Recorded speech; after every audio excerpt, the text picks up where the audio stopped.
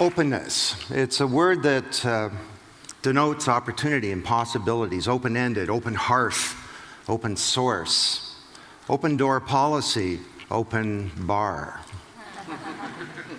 And everywhere, the world is opening up, and it's a good thing. Why is this happening? A technology revolution is opening the world. Yesterday's internet was a platform for the presentation of content.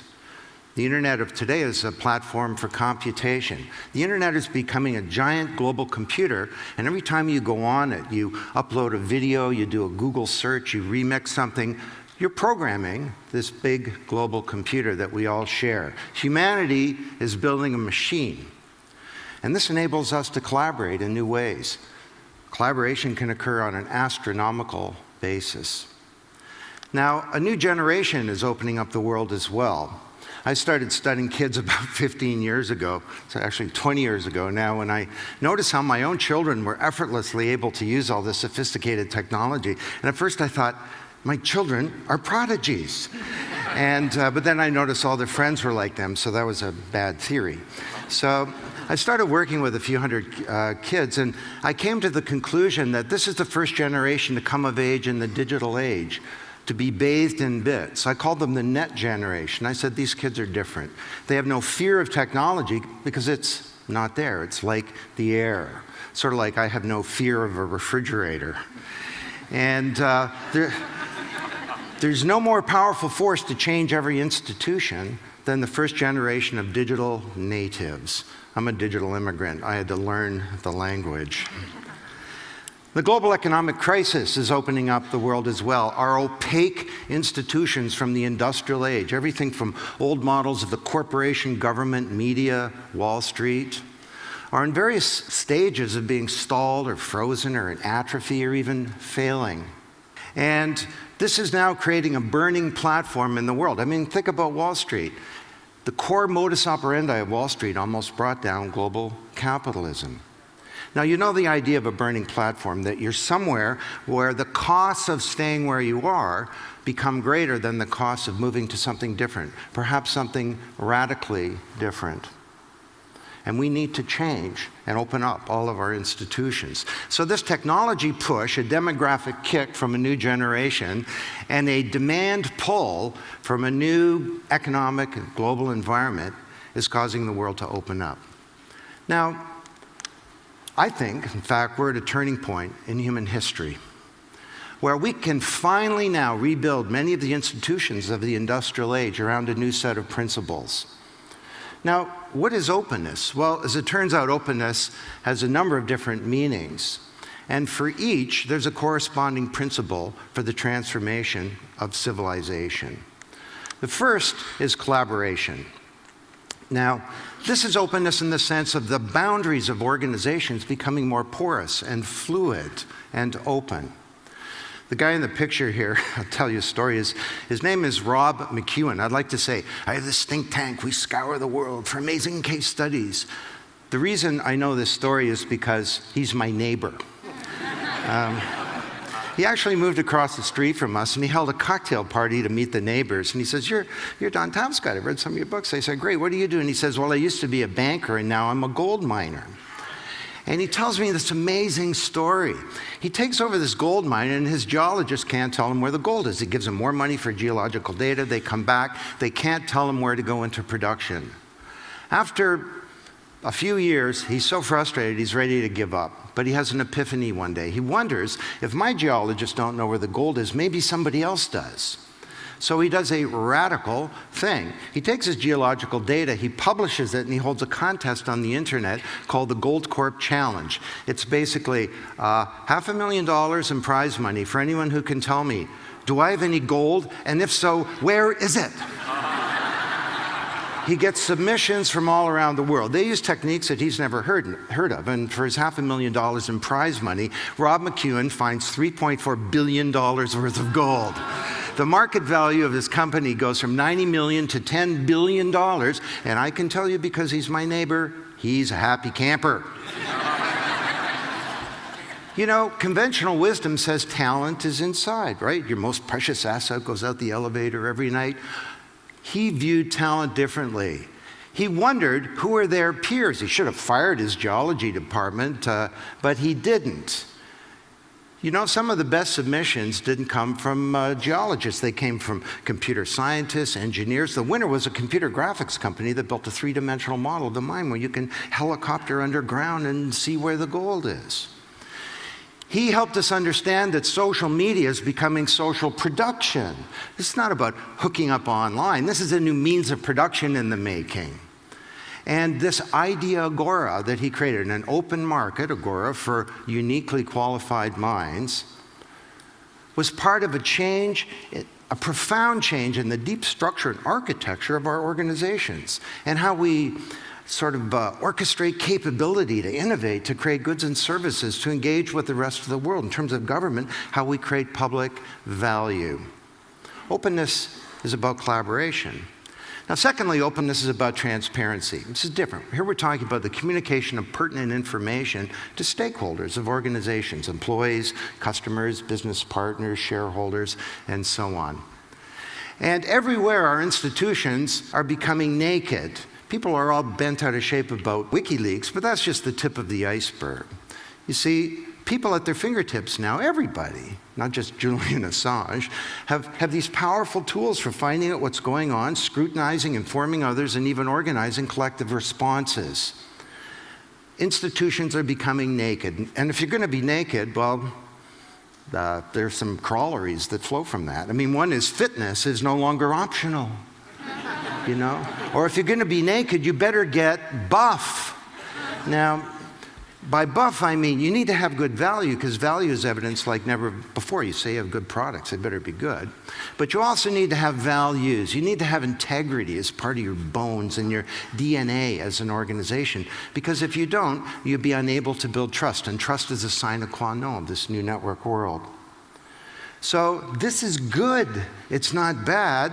Sunlight is the best disinfectant, and we need a lot of sunlight in this troubled world.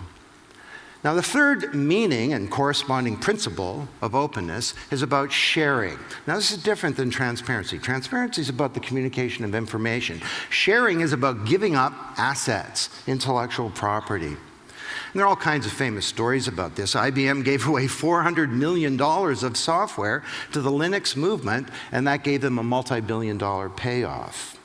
Now, conventional wisdom says, well, hey, our intellectual property belongs to us, and if someone tries to infringe it, we're going to get out our lawyers and we're going to sue them. Well, it didn't work so well for the record labels, did it? I mean, they had a technology disruption, and rather than taking a business model innovation to correspond to that, they took and sought a legal solution, and the industry that brought you Elvis and the Beatles is now suing children and is in danger of collapse. So we need to think differently about intellectual property. I'll give you an example. The pharmaceutical industry is in deep trouble. First of all, there aren't a lot of big inventions in the pipeline, and this is a big problem for human health. And the pharmaceutical industry has got a bigger problem, that they're about to fall off something called the patents cliff. Do you know about this? They're going to lose 20 to 35% of their revenue in the next 12 months. Now, what are you going to do? Like cut back on paper clips or something? No. We need to reinvent the whole model of scientific research. The pharmaceutical industry needs to place assets in a commons. They need to start sharing pre-competitive research. They need to start sharing clinical trial data. And in doing so, create a rising tide that could lift all boats, not just for the industry, but for humanity. Now, the fourth meaning of openness and corresponding principle is about empowerment. And I'm not talking about the motherhood sense here. Knowledge and intelligence is power.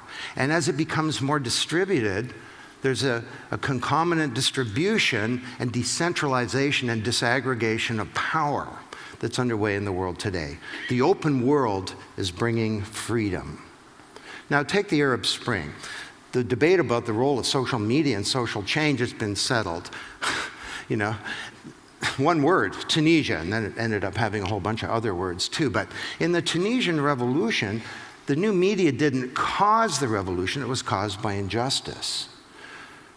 Social media didn't create the revolution, it was created by a new generation of young people who wanted jobs and hope and who didn't want to be treated as subjects anymore. But just as the internet drops transaction and collaboration costs in business and government, it also drops the cost of dissent, of rebellion, and even insurrection in ways that people didn't understand. You know, during the Tunisian Revolution, snipers associated with the regime were killing unarmed students in the street. So the students would take their mobile devices, take a picture, triangulate the location, send that picture to friendly military units who'd come in and take out the snipers. You think that social media is about hooking up online? For these kids, it was a military tool to defend unarmed people from murderers. It was a tool of self-defense. You know, as we speak today, young people are being killed in Syria. And up until 3 months ago, if you were injured on the street, an ambulance would pick you up, take you to the hospital. You'd go in, say, with a broken leg, and you'd come out with a bullet in your head. So these 20-somethings created an alternative healthcare system where what they did is they used Twitter and basic publicly available tools that when someone's injured, a car would show up, it would pick them up, take them to a makeshift medical clinic where you'd get medical treatment as opposed to being executed.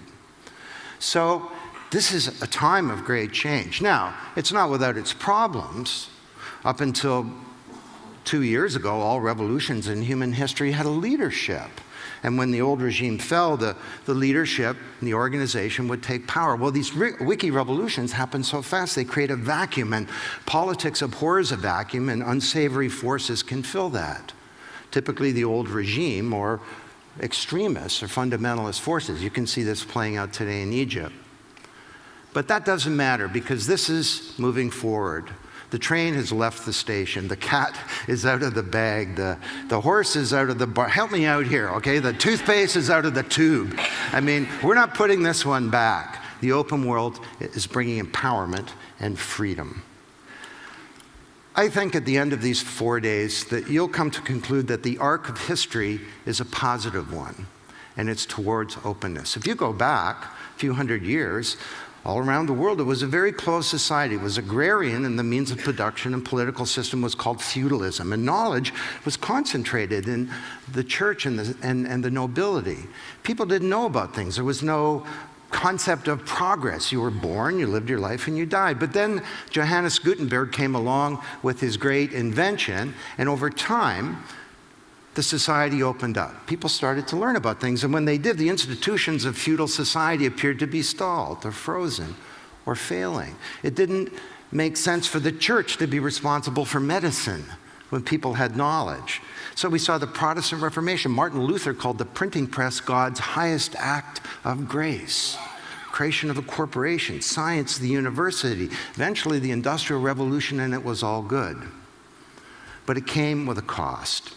And now, once again, the technology genie is out of the bottle, but this time it's different. The printing press gave us access to the written word. The internet enables each of us to be a producer. The printing press gave us access to recorded knowledge. The internet gives us access not just to information and knowledge, but to the intelligence contained in the cranium of other people on a global basis. To me, this is not an information age. It's an age of networked intelligence. It's an age of vast promise, an age of collaboration where the boundaries of our organizations are changing, of transparency where sunlight is disinfecting civilization, an age of sharing and understanding the new power of the commons, and it's an age of empowerment and of freedom. Now, what I'd like to do is, to close, to share with you some research that I've been doing. I've tried to study all kinds of organizations to understand what the future might look like. But I've been studying nature recently. You know, bees come in swarms and fish come in schools. Starlings in the area around Edinburgh, in the moors of England, come in something called a murmuration. And the murmuration refers to the murmuring of the wings of the birds. And throughout the day, the starlings are out over a 20-mile radius, sort of doing their starling thing. And at night, they come together and they create one of the most spectacular things in all of nature. And it's called a murmuration. And scientists that have studied this have said they'd never seen an accident. Now, this thing has a function. It protects the birds. You can see on the right here, there's a predator being chased away by the collective power of the birds. And apparently this is a frightening thing if you're a predator of starlings. And there's leadership, but there's no one leader. Now, is this some kind of fanciful analogy, or could we actually learn something from this?